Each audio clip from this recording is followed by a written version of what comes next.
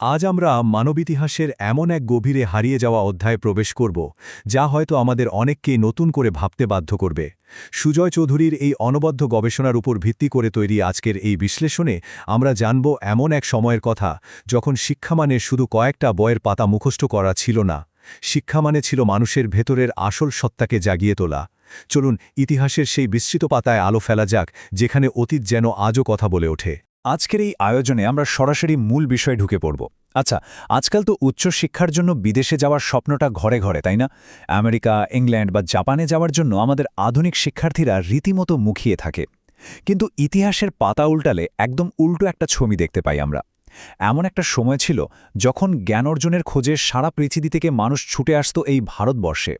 আজকের এই সম্পূর্ণ বিশ্লেষণে আমরা মানব ইতিহাসের এমন এক হারানো অধ্যায়ের গভীরে যাব, যেখানে শিক্ষা মানে স্রেফ কিছু বইয়ের পাতা মুখস্থ করা ছিল না, বরং শিক্ষা ছিল মানুষের ভেতরের সত্তাকে জাগিয়ে তোলার একটা উপায়। চলুন সেই প্রাচীন জ্ঞানকেন্দ্রগুলোর গভীরে হারিয়ে যাই আজ। ইতিহাসের এই চমৎকার বৈপরীত্যটা একবার ভেবে দেখা যাক। আজ যেখানে আমরা প্রাতিষ্ঠানিক শিক্ষার জন্য পাশ্চাত্যের দিকে ছুটছি, সেখানে হাজার হাজার বছর আগে সত্যিকারের প্রজ্ঞার সন্ধানে সারা পৃথিবীর মানুষ ছুটে আসত এই অঞ্চলে। কিন্তু কি ছিল সেই শিক্ষায়? কি এমন গোপন রহস্য ছিল সেই প্রাচীন শিক্ষা ব্যবস্থায়, যা পুরো পৃথিবীকে এই মাটির দিকে চুম্বকের মতো টেনে আনত? কেন এই আকর্ষণ এত অপ্রতিরোধ্য ছিল? চলুন একটু সামনে এগোই এবং দেখি কারা আসতেন এই জ্ঞানের খোঁজে। চীন, কোরিয়া, তিব্বত, এমনকি সুদূর গ্রিস আর পারস্য থেকেও জ্ঞান পিপাসুরা আসতেন।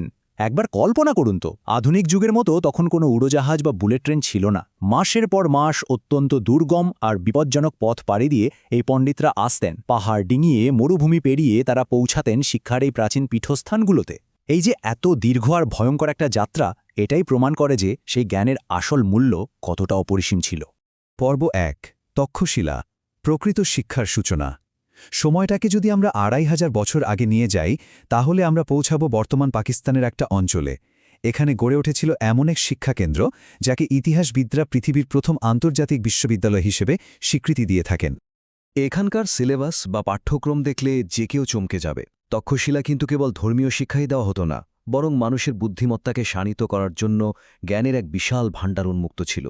চিকিৎসা বিজ্ঞান থেকে শুরু করে জ্যোতির্বিজ্ঞান, গণিত, দর্শন, এমনকি রাজনীতি আর যুদ্ধবিদ্যাও অত্যন্ত গুরুত্বের সাথে শেখানো হতো সেখানে।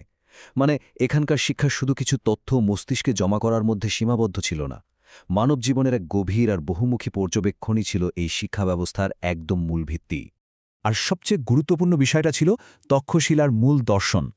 তাদের কাছে প্রকৃত শিক্ষা মানে কেবল একটা পেশা বা চাকরি নিশ্চিত করা ছিল না, বরং এটা ছিল মানুষকে ভেতর থেকে শক্তিশালী করা, তার চিন্তাশক্তিকে প্রসারিত করা এবং সর্বোপরি একটা উন্নত সমাজ গঠন করা।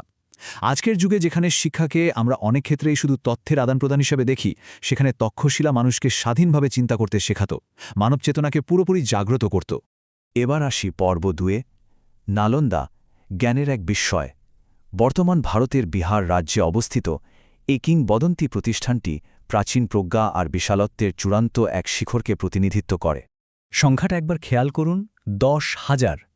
হ্যাঁ, ঠিকই শুনেছেন। প্রাচীনকালে একটা একক আবাসিক শিক্ষার নগরীতে একসাথে ১০,০০০ শিক্ষার্থীর বসবাস। ব্যাপারটা সত্যিই বিস্ময়কর। হাজার হাজার বছর আগে, যখন আধুনিক স্থাপত্য বা প্রযুক্তির ছিটেফোঁটাও ছিল না, তখন এত বড় পরিসরে একটা আন্তর্জাতিক ছাত্র সমাজকে ধারণ করা এবং পরিচালনা করা নালন্দার এক অভাবনীয় অর্জন বলতেই হবে।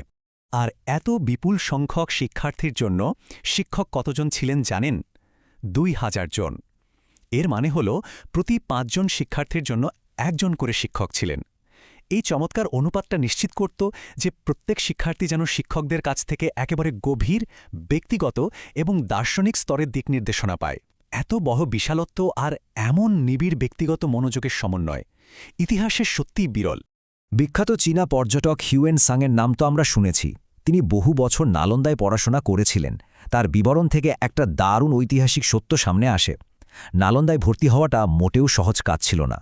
সেখানে ঢোকার সময় প্রার্থীর কেবল মুখস্থ করার ক্ষমতা দেখা হতো না, বরং তার গভীরে গিয়ে যুক্তির মাধ্যমে চিন্তা করার ক্ষমতাকে অত্যন্ত কঠোরভাবে যাচাই করা হতো। শুধু একটা ডিগ্রি অর্জন নয়, সত্যিকারের জ্ঞানী মানুষ তৈরি করাই ছিল তাদের আসল লক্ষ্য। পর্ব ৩, প্রাচীন শিক্ষা বনাম আধুনিক সমাজ। চলুন প্রাচীন এই শিক্ষাকেন্দ্রগুলোর দার্শনিক ভিত্তির সাথে আমাদের আধুনিক সমাজের একটু তুলনামূলক বিশ্লেষণ করে দেখি। একদিকে প্রাচীন পদ্ধতিতে আমরা দেখতে পাই ধ্যান, প্রকৃতির সাথে সংযোগ, শ্বাস-প্রশ্বাসের নিয়ম এবং একটা শৃঙ্খলাপরায়ণ জীবনযাপনকে শিক্ষার অবিচ্ছেদ্য অংশ হিসেবে ধরা হয়েছে, কারণ তাদের সুদৃঢ় বিশ্বাস ছিল যে একটা অসুস্থ দেহে কখনোই মহান জ্ঞানের জন্ম হতে পারে না।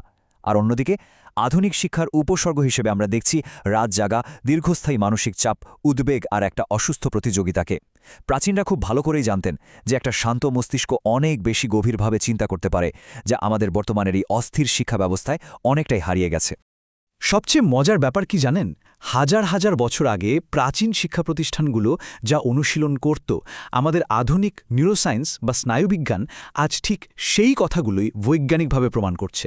বিজ্ঞান আজ স্পষ্টভাবে বলে দিচ্ছে যে মানসিক চাপ, ঘুমের অভাব এবং অস্থিরতা কিভাবে আমাদের মস্তিষ্ককে দুর্বল করে আর শেখার ক্ষমতাকে মারাত্মকভাবে কমিয়ে দেয়। প্রাচীন পণ্ডিতরা আধুনিক বৈজ্ঞানিক পরিভাষা হয়তো ব্যবহার করতেন না, কিন্তু মানবদেহের এই মৌলিক সত্যগুলো তারা একদম নিখুঁতভাবে উপলব্ধি করেছিলেন। পর্ব 4, সেই জ্ঞান কেন হারিয়ে গেল? স্বাভাবিকভাবেই একটা প্রশ্ন মনে আসে, এত উন্নত আর সমৃদ্ধ একটা জ্ঞান ব্যবস্থা কিভাবে কালের গর্ভে হারিয়ে গেল? মানব ইতিহাসের অন্যতম হৃদয় বিদারক একটা ঘটনা ঘটেছিল নালন্দায়। সেই সুবিশাল গ্রন্থাগার, যেখানে সযত্নে সঞ্চিত ছিল শতাব্দীর পর শতাব্দীর অমূল্য জ্ঞান, তা আক্রমণকারীদের আগুনে একেবারে ভস্মীভূত হয়ে যায়। গবেষকদের মতে সেখানে এত বিপুল পরিমাণ প্রাচীন পাণ্ডুলিপি আর বই ছিল যে সেই আগুন নেভাতে কয়েক মাস সময় লেগেছিল। কয়েক মাস ধরে জ্বলতে থাকা এই আগুন শুধু কিছু কাগজ পোড়ায়নি, চিরতরে মুছে দিয়েছিল মানব সভ্যতার এক অমূল্য জ্ঞান ভাণ্ডারকে। এই ধ্বংসস্তূপ থেকে আমরা খুব গভীর একটা দার্শনিক শিক্ষা পাই। একটা সভ্যতা কিন্তু কেবল তার ইট পাথরের ইমারত ধ্বংস হলেই শেষ হয়ে যায় না। সভ্যতার প্রকৃত পতন শুরু হয় ঠিক তখন, যখন সমাজের মানুষ স্বাধীনভাবে চিন্তা করা বন্ধ করে দেয়, প্রশ্ন করা ভুলে যায় এবং সত্যের সন্ধান করা থেকে বিরত থাকে। নালন্দার আসল ক্ষতি ওই ভবনগুলোর ধ্বংসের চেয়েও বেশি ছিল সেই ক্রিটিক্যাল থিঙ্কিং বা সমালোচনামূলক চিন্তার মৃত্যু। পঞ্চম এবং শেষ অধ্যায়, আধুনিক সমাজের জন্য কি বার্তা রয়েছে? তক্ষশিলা ও নালন্দার এই দীর্ঘ ইতিহাস থেকে একটা বার্তা কিন্তু খুব স্পষ্ট। যে কোনো সভ্যতার আসল শক্তি তার মারণাস্ত্র, বিপুল অর্থ বা অত্যাধুনিক প্রযুক্তির মধ্যে লুকিয়ে থাকে না। সভ্যতার আসল এবং অজেয় শক্তি হল তার সুস্থ, গভীরভাবে সচেতন এবং সত্যিকার অর্থে জ্ঞানী মানুষেরা। আজ আমাদের পৃথিবীতে যুগান্তকারী কৃত্রিম বুদ্ধিমত্তা তৈরি হচ্ছে ঠিকই, কিন্তু আমরা মানুষেরা নিজেদের মন নিয়ে চরম অস্থিরতায় ভুগছি। আমরা কোটি কোটি টাকা খরচ করে ঝাঁচকচকে স্মার্ট সিটি তৈরি করছি, কিন্তু একটা সত্যিকারের সুস্থ সমাজ তৈরি করতে চূড়ান্তভাবে ব্যর্থ হচ্ছি। প্রযুক্তি হয়তো এগোচ্ছে, কিন্তু মানুষ যেন ভেতর থেকে ক্রমশ পিছিয়ে পড়ছে। আমরা আজকের এই গবেষণামূলক বিশ্লেষণের একেবারে শেষ পর্যায়ে চলে এসেছি। আধুনিক মানুষকে হয়তো আজ বাধ্য হয়েই আবার একবার অতীতের দিকে ফিরে তাকাতে হবে, কারণ অতীতের এই ধ্বংসস্তূপের নিচেই আজও চাপা পড়ে আছে আমাদের ভবিষ্যতের উত্তর। এই বিশ্লেষণ যদি একটুও ভাবনার খোরাক যোগায়, তবে মন্তব্য করে জানাতে পারেন, আজকের শিক্ষা ব্যবস্থা কি সত্যি মানুষ তৈরি করছে? আমাদের পরবর্তী বিশ্লেষণে আমরা জানব আরেক রহস্যময় সত্য, কেন জাপানের ওকিনাওয়া দ্বীপের মানুষ পৃথিবীর সবচেয়ে দীর্ঘজীবী হয়, কেন সেখানকার এত মানুষ অনায়াসেই 90 থেকে 100 বছর পর্যন্ত সম্পূর্ণ সুস্থভাবে বেঁচে থাকে। তাদের খাদ্যাভ্যাস এবং জীবন দর্শনের গভীরে এমন কী রহস্য লুকিয়ে আছে যা আমাদের এই আধুনিক পৃথিবী খুব দ্রুত ভুলে যাচ্ছে। আগামী পর্বে আমরা এই প্রশ্নেরই উত্তর খুঁজব। এতক্ষণ সাথে থাকার জন্য অনেক ধন্যবাদ।